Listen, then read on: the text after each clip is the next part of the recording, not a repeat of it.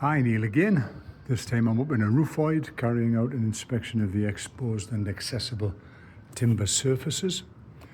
So I'm up here, nothing hugely fascinating, but I thought it was just a nice little opportunity to take a moment to talk about something which we regularly see.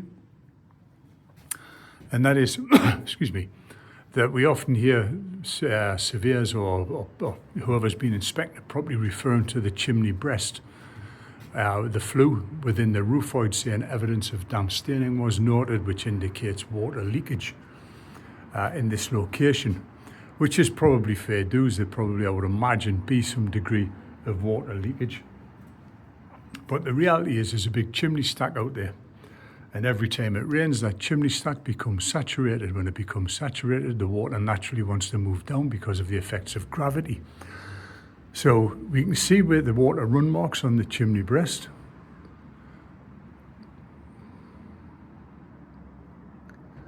But it's no less than I would expect to see.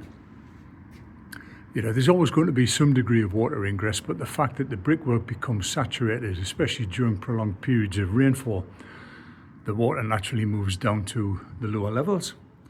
But you can see the interesting thing is it's evaporated off long before it gets down to the base of the flue within the roof void. And that's exactly how it was intended to work. So we knew the brickwork would get wet, the water would move down, but the intention is, we've got a head space in here of around about 2.83 meters. So about 3 meters. So we've got a fair old distance here between the ridge and the floor, or the ceiling. So by the time the water runs down, it starts to evaporate off. There's a decent amount of air movement in here, so it will exacerbate the rate of evaporation. So seeing this in a chimney breast in a roof void is of no real significance, or it's not something to get excited about. It's perfectly normal. It was expected, and because of the distance that water has to travel, it will evaporate off long before it gets anywhere near obviously the occupied space below here. So it's one of these I often see people commenting on, saying evidence of damp staining, water run marks noted on the brickwork within the roof void. Yep, well, you will see it. It was exactly what it was intended to do. So no great significance. While I'm up here, something else, just taking advantage of the situation. We have it, in the north of England, but we see it all over the country. We have this thing called black ash. Black ash has a very high carbon content, so when you put an electronic moisture meter on the wall, it will give you elevated readings. They often added the black ash to the plaster. So basically when you put the meter on the wall, it just gives you a high reading everywhere. And I've seen it many times misdiagnosed as rainwater penetration or the likes. If you can't see it, well, sometimes if the property's been repointed with sand cement, you won't see the black ash. And likewise, you won't see the plaster unless you actually dig into it, which a lot of people aren't prepared to let you do. And the simple thing is just to pop up into the roof space, and there you are. You can see the black ash in the areas. So I've done it before. I've done it on many occasions. If externally, if there's not a lot to see, but I'm getting elevated readings, I'll just pop my head into the roof void, and straight away I can see the black ash mortar, and it gives me at least half a chance of reaching an informed decision as to the cause of the elevated readings in that location. And then other than that, that's pretty much about it. In this, I'm inspecting the roof timbers because they're looking to do a loft conversion. They want to make sure everything is in good order. And they noted that there was elevated moisture readings on some of the rafters, particularly the rafters on the right-hand party wall, the one you're looking at now. And there was readings of up to 27% only on these rafters. The first one, which abuts the party wall, and the same again on the other side. This one here, readings 22 to 25%. The rest of them all 11%, 12%. Now the reason we're getting elevated readings on there, because the rafters sit off the brickwork, but there was a lot of debris in between the rafter and the adjacent brickwork. So all I've done, I've got a screwdriver, and I thought, while I'm here, I may as well deal with it. And I've just raked out all of the debris that was bridging the external masonry and that first rafter, the common rafter. So you can see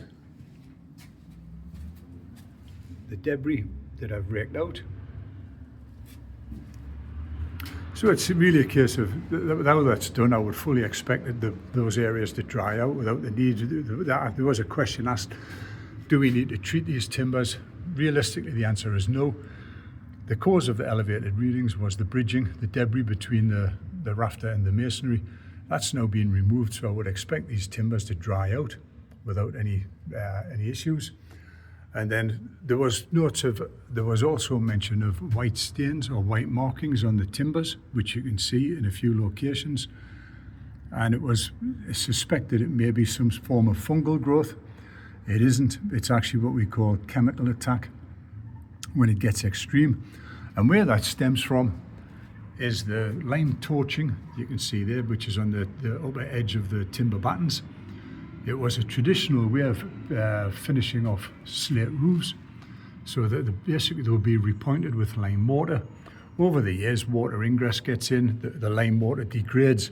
The lime mortar degrades, and then obviously the timbers will absorb moisture from the battens, and where you've got water ingress, and then you get these little salt deposits on the surface of the timber, which I've seen extreme cases where it does look very much like a fungal outbreak. But it is basically, it's relatively harmless. I mean, I have seen instances where it does do some damage, but it's far and few between. But when you see these white growths on the surface, it all stems from that lime torching. As it washes out, it's absorbed by the timber. And then when it's absorbed by the timber, the water evaporates off, the salts crystallize on the surface, and then we end up with this white bloom that we get in several locations. But again, of no real significance. It generally, very few and far between that I've actually seen it to the point where it's caused any risk to the structural integrity of the timbers. So there you are, I'm up in the roof. I'll nip back to this end, and then there's those watermarks again on the wall, very distinct.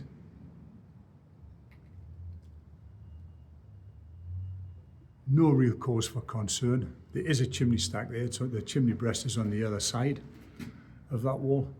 But you can see the water marks, and first you would think there's a serious problem, but it's perfectly normal, evaporating off long before it gets down to the habitable space. So all in all, really not an awful lot to report. There you are.